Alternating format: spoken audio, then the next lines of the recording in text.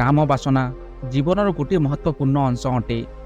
ସେଥିପାଇଁ ଶାରୀରିକ ସମ୍ବନ୍ଧ ନୁହେଁ, ପ୍ରେମର ସମ୍ବନ୍ଧ ବନାଅ।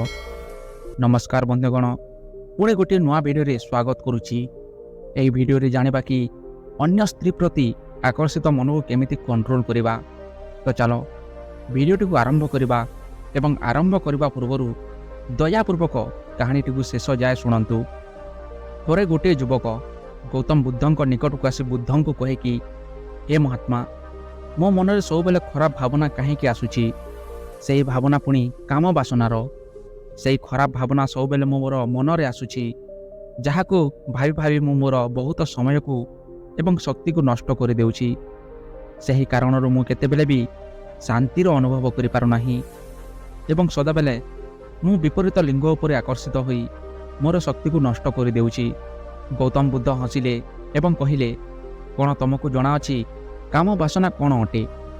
ସେ ଯୁବକ କହିଲା, ମହାତ୍ମା, ମୋତେ ତ ଏହା ଜଣା ନାହିଁ କି କାମ ବାସନା କ'ଣ ଅଟେ, କିନ୍ତୁ ଏହା ଯାହା ବି ହୋଇଥାଉ ନା କାହିଁକି ଏହା ଖରାପ ଅଟେ। ମହାତ୍ମା ବୁଦ୍ଧ କହିଲେ, ପ୍ରାକୃତିକ ରୂପରେ ଯାହା ବି ଆମ ଭିତରେ ଅଛି ତାର କିଛି ନା କିଛି ଆବଶ୍ୟକତା ଥାଏ। ବାସନା ଗୋଟିଏ ପ୍ରକାରର ଭାବନା ଅଟେ, ଯାହାକି ଗୋଟିଏ ନା ଗୋଟିଏ ଜିନିଷର କମିକୁ ବୁଝାଏ। ପୁଣି ସେ କମିକୁ ଆମେ ପୂରଣ କରିବା ପାଇଁ ସେହି ଜିନିଷ ଉପରେ ଆକର୍ଷିତ ହେବା ଆରମ୍ଭ କରିଥାଉଁ। ସେମିତି ଯାହାର ଘରେ ଧନର କମି ଥିବ, ତାର ଭିତରେ ଧନର ବାସନା କିମ୍ବା ଧନ ପ୍ରତି ଆକର୍ଷିତ ହେବା ସ୍ୱାଭାବିକ ଅଟେ। ତ ବାସନା ଆଉ କିଛି ନୁହେଁ, ବରଂ ଗୋଟିଏ ପ୍ରକାରର କମି, ଗୋଟିଏ ପ୍ରକାରର ପାଇବାର ଆଶାର ଅନୁଭବ ଅଟେ। ଏବଂ ଯେତେବେଳେ ଏହା ଶାରୀରିକ ହୋଇଯାଏ ତ ଆମେ ତାକୁ କାମ ବାସନା କହିଥାଉଁ।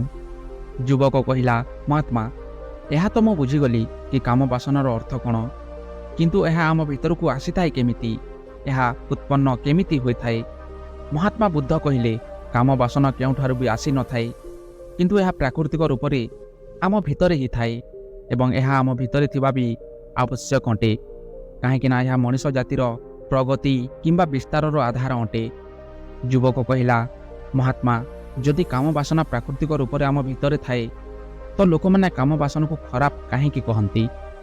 ମହାତ୍ମା ବୁଦ୍ଧ କହିଲେ, ଏହା ଗୋଟିଏ ବହୁତ ବଡ଼ ସମସ୍ୟା ଅଟେ କି ଲୋକମାନେ କାମ ବାସନାକୁ ଖରାପ ଦୃଷ୍ଟିରେ ଦେଖିବା ଆରମ୍ଭ କରିଦେଉଛନ୍ତି। କାମ ବାସନା ଥିବା ଖରାପ ନୁହେଁ, କିନ୍ତୁ କାମ ବାସନାକୁ ଖରାପ ବ୍ୟବହାର କରିବା କିମ୍ବା ବେଲଗାମ ହେବା ଖରାପ ଅଟେ।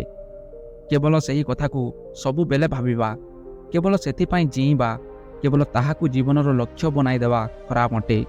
ମହାତ୍ମା ପୁଣି ସେହି ଯୁବକକୁ କହିଲେ, ତମକୁ କ'ଣ ଲାଗେ, କ'ଣ ପଶୁମାନଙ୍କ ଭିତରେ ବି କାମ ବାସନା ଥାଏ?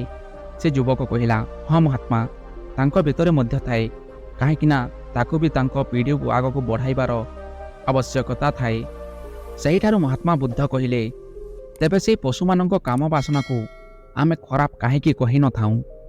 ସେ ଯୁବକ କହିଲା, ଜାଣିନାହିଁ ମହାତ୍ମା, ତମେ ହିଁ କୁହ। ବୁଦ୍ଧ କହିଲେ, କାହିଁକିନା ପଶୁମାନେ ତାଙ୍କର କାମ ବାସନାର ଉପଯୋଗ ଖାଲି ସନ୍ତାନ ଉତ୍ପତ୍ତି ପାଇଁ କରନ୍ତି, କାମ ବାସନାରୁ ଖୁସି ପାଇବା ପାଇଁ ନୁହେଁ, ନା ତ ସୁଖ ପ୍ରାପ୍ତି କରିବା ସମ୍ବନ୍ଧେ। କାହିଁକିନା ପଶୁମାନଙ୍କୁ ପ୍ରକୃତି ସେତେ ଭାବିବାର ଶକ୍ତି ଦେଇନାହିଁ କି ତାଙ୍କ କାମ ବାସନାକୁ କ୍ଷଣିକ ସୁଖ ଭୋଗିବାର ଆଧାର ବନାଇବେ, ଯାହାକି ଆମେ ମଣିଷ ଆମ ଭାବନା ଶକ୍ତିର ଦୁରୁପଯୋଗ କରି ପ୍ରକୃତିରୁ ପାଉଥିବା ସବୁ ଜିନିଷରୁ ନିଜର ସୁଖ ସୁବିଧା ଖୋଜିଥାଉଁ କିମ୍ବା ପାଇବାର ପ୍ରୟାସ କରିଥାଉଁ। ଆମେ ମଣିଷମାନେ ବି କାମ ବାସନାକୁ ନେଇ ସେମିତି କରିଥାଉଁ ଯେମିତି ସବୁ ଜିନିଷରେ କରିଥାଉଁ, ଯାହାକି ଏହାକୁ ଆମେ ଆନନ୍ଦ ଏବଂ ଭୋଗର ଆଧାର ବନାଇଥାଉଁ, ଯାହାକୁ ଭଗବାନ ଆମ ଭିତରେ ଦେଇଛନ୍ତି ଆମର ପିଢ଼ି ବଢ଼ାଇବା ପାଇଁ। ତାକୁ ଆମେ ଟିକିଏ ଖୁସି ପାଇଁ ପାଣି ପରି ବୁହାଇଥାଉଁ ଏବଂ ମଣିଷର କାମ ବାସନାରେ ବେଲଗାମ କିମ୍ବା ଅଧିକ ଖରାପ ବ୍ୟବହାର କରିବା ହିଁ ମଣିଷର ବଡ଼ ଦୁଃଖର କାରଣ ଅଟେ। ଯୁବକଟି କହିଲା କି କାମ ବାସନା ଆମ ଉପରେ ହାବି ହେବାର କାରଣ କ'ଣ ଅଟେ? ତାହାର ବେଲଗାମ ହେବାର କାରଣ କ'ଣ? ବୁଦ୍ଧ କହିଲେ, କାମ ବାସନାର ବେଲଗାମ ହେବାର ମୁଖ୍ୟ 4ଟି କାରଣ ଥାଏ। ତାର ପ୍ରଥମ କାରଣ ଅଟେ ଜୀବନରେ କୌଣସି ବି ବଡ଼ ଲକ୍ଷ୍ୟ କିମ୍ବା ଉଦ୍ଦେଶ୍ୟ ନଥିବା। ବୁଦ୍ଧ ଯୁବକଙ୍କୁ କହିଲେ, କ'ଣ ତମେ ଯେତେବେଳେ କୌଣସି ବି କାର୍ଯ୍ୟରେ ବ୍ୟସ୍ତ ଥାଅ ତ କ'ଣ ସେତେବେଳେ ବି ତମ ମନରେ ଅଶ୍ଳୀଳ ଭାବନା ଆସିଥାଏ? ସେ ଯୁବକ କହିଲା, ନାହିଁ ମହାତ୍ମା, ଯେତେବେଳେ ମୁଁ ବ୍ୟସ୍ତ ରୁହେ ମୋ ମନରେ ଅଶ୍ଳୀଳ ଭାବନା ଆସିନଥାଏ। ମହାତ୍ମା କହିଲେ, ଆମ ମସ୍ତିଷ୍କ ଖାଲି ଗୋଟିଏ ଥର ଗୋଟିଏ ଜିନିଷ ଉପରେ ଫୋକସ୍ କରିଥାଏ। ସେଥିପାଇଁ ଯେତେବେଳେ ଆମ ମସ୍ତିଷ୍କରେ ଅନ୍ୟ ଭାବନା ଚାଲୁଥାଏ ସେହି ସମାଜରେ ଅଶ୍ଳୀଳ ଭାବନା ଆସିପାରେ ନାହିଁ। ଯଦି ଆମ ଜୀବନରେ ଗୋଟିଏ ବଡ଼ ଏବଂ ସଠିକ୍ ଲକ୍ଷ୍ୟ ଥାଏ ଏବଂ ସେହି ବଡ଼ କିମ୍ବା ସଠିକ୍ ଲକ୍ଷ୍ୟ ଉପରେ ଆମ ନିଜକୁ ପୁରା ସମର୍ପିତ କରିଥାଉଁ, ତ ଆମ ପାଖରେ ଏତେ ସମୟ ରହିବ ନାହିଁ କି ଖରାପ କିମ୍ବା ଅଶ୍ଳୀଳ ଭାବନା ଆମ ମନ ଭିତରେ ଘର କରିପାରିବ। ଯଦି ସେମିତି ଭାବନା ଆସି ବି ଯାଏ, ତ ତାକୁ ଆମ ମଜବୁତ ଶକ୍ତିଶାଳୀ ଲକ୍ଷ୍ୟର ବିଚାର ସହଜରେ ତାକୁ ଆମ ମନରୁ ଅଲଗା କରିଦେବ। କିନ୍ତୁ ଏହି ସମାଜର ଅସଲ ସମସ୍ୟା ତ ଏହା ଅଟେ କି ଅଧିକତମ ଲୋକଙ୍କ ପାଖରେ ତାଙ୍କର ସଠିକ୍ ମଜବୁତ ଲକ୍ଷ୍ୟ ନଥାଏ। ସେଥିପାଇଁ ଗୋଟିଏ ବଡ଼ ମଜବୁତ ଲକ୍ଷ୍ୟ ନିର୍ଦ୍ଧାରିତ କର ଏବଂ ଆଗକୁ ବଢ଼ି ଚାଲ। କାମ ବାସନାର ବେଲଗାମ ହେବାର ଦ୍ୱିତୀୟ ବଡ଼ କାରଣ ଅଟେ କି ସମାଜରେ ଏହାକୁ ଖରାପ କହି ଏହାକୁ ଦବାଇବାର ଚେଷ୍ଟା କରିବା। ଲୋକମାନେ ସବୁବେଳେ କାମ ବାସନାକୁ ଖରାପ ଦୃଷ୍ଟିରେ ଦେଖିଥାନ୍ତି ଏବଂ ଏହାର ସବୁଠାରୁ ମୁଖ୍ୟ କାରଣ ଅଟେ ଆମର ପ୍ରଜନନ ଅଙ୍ଗ କିମ୍ବା ନ ଦେଖାଇବା ଅଙ୍ଗକୁ ଶରୀରର ଅନ୍ୟ ଅଙ୍ଗ ପରି ସ୍ୱୀକାର କରିନଥାଉଁ, ଯାହାକି ସେହି ଅଙ୍ଗମାନେ ବି ଆମ ଶରୀରର ଅଂଶ ମାତ୍ର ଅଟେ। ଏହାଠାରୁ ଆଉ କିଛି ନୁହେଁ। ଆଗକୁ ବୁଦ୍ଧ କହିଲେ ମଣିଷର କାମୁକତା ହେବାର ତୃତୀୟ କାରଣ ଆମକୁ ଆମ ଭାବନାକୁ ନେଇ ଜାଗୃତ ନ ହେବା। ଆମ ମନରେ କେମିତି ବିଚାର ଆସେ ଆମେ ସେଥିପ୍ରତି ଧ୍ୟାନ ହିଁ ନ ଦେଇଥାଉଁ। ଆମ ମନରେ ଉଠୁଥିବା ଭାବନା ଗୋଟିଏ ଅଦ୍ଭୁତ କଥା ଏହା ଅଟେ କି ଯେତେବେଳେ ଆମେ ଗୋଟିଏ ଜିନିଷକୁ ନେଇ ଭାବିଥାଉଁ, ତ ଆମ ମନରେ ତାହାର ଜଡ଼ିତ ଆଉ ଅନେକ ଭାବନାକୁ ଆମ ଆଗରେ ରଖିଦିଏ ଏବଂ ସେଥିପାଇଁ ଆମ ମନ ଭିତରେ ଭାବନାର ଶୃଙ୍ଖଳା ବଢ଼ିଯାଏ, ଯେଉଁଥିପାଇଁ କି ସେହି ଭାବନାରେ ଆମେ ବାନ୍ଧି ହୋଇଯାଉଁ। ଠିକ୍ ସେମିତି ହିଁ ହୋଇଥାଏ ଅଶ୍ଳୀଳ ଭାବନା ସାଥିରେ। ଆମେ କେଉଁ ସ୍ତ୍ରୀକୁ ଦେଖି ଆମ ମନରେ ଅଶ୍ଳୀଳ ଭାବନା ରଖିବା, ତ ଆମ ଭାବନାରେ ତାହାର ଜଡ଼ିତ ଆହୁରି ଅଶ୍ଳୀଳ ଭାବନା ଆସିବାକୁ ଲାଗେ, ଯାହାକି ଆମେ ସେହି ଅଶ୍ଳୀଳ ଭାବନାରେ ବୁଡ଼ିଯାଇ ଆମର ବହୁତ ଶକ୍ତି ଏବଂ ସମୟକୁ ନଷ୍ଟ କରିଥାଉଁ। ସେଥିପାଇଁ ପୁରା ଜାଗୃତ ହୋଇ ଆମ ଭିତରେ ଆସୁଥିବା ଭାବନା ଉପରେ ଧ୍ୟାନ ଦେବା ଉଚିତ। ସେହିଠାରୁ ମହାତ୍ମା କହିଲେ ଅଶ୍ଳୀଳ ଭାବନା ରଖିବାର ଚତୁର୍ଥ କାରଣ ଅଟେ ଖରାପ ଭାବନା ଏବଂ ଅଶ୍ଳୀଳ ଭାବନା ରଖୁଥିବା ଲୋକଙ୍କ ସାଥିରେ ସାଙ୍ଗ ହେବା। କେତେଥର ଏହା ହୋଇଥାଏ କି କାମୁକତା ଆମ ଭିତରେ ନଥାଏ, କିନ୍ତୁ କିଛି ଅଶ୍ଳୀଳ ଭାବନା ରଖୁଥିବା ଲୋକଙ୍କ ସାଥିରେ ରହିବା ଯୋଗୁଁ ଏହା ଆମ ଭିତରେ ବି ଦେଖାଯାଏ। ସେଥିପାଇଁ ଖରାପ ଭାବନା ଅଶ୍ଳୀଳ ଭାବନା ରଖୁଥିବା ବ୍ୟକ୍ତିଠାରୁ ଦୂରୀ ବନାଇ ରହିବା ଆବଶ୍ୟକ। ସେ ଯୁବକ କହିଲା, ମହାତ୍ମା, ଏହା ତ ବୁଝିଗଲେ କି କାମୁକତା କେମିତି ପ୍ରଭାବିତ ହୋଇଥାଏ, କିନ୍ତୁ ଏହାକୁ ପ୍ରଭାବିତ ହେବା ପାଇଁ ଅଟକାଇବା କେମିତି? ମହାତ୍ମା କହିଲେ, ସର୍ବପ୍ରଥମେ ତ ତମେ ଏହା ବୁଝିଯାଅ କି କାମ ବାସନାର ଶକ୍ତିକୁ ଅଟକାଇ ପାରିବ ନାହିଁ। ଏହାକୁ କେବଳ ରୂପାନ୍ତରିତ କରିହେବ ଏବଂ ଏହି ଶକ୍ତିକୁ ରୂପାନ୍ତରିତ କରିବାର ଦୁଇଟି ଉପାୟ ଅଛି।